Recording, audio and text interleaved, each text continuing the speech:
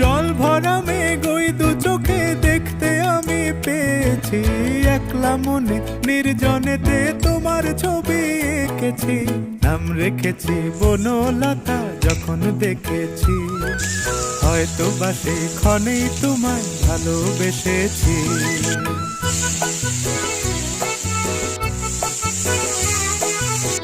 বনলতা কথা হয়ো না গো কুণ্ঠিতা, বনলতা কথা হয়ো না গো কুণ্ঠিতা।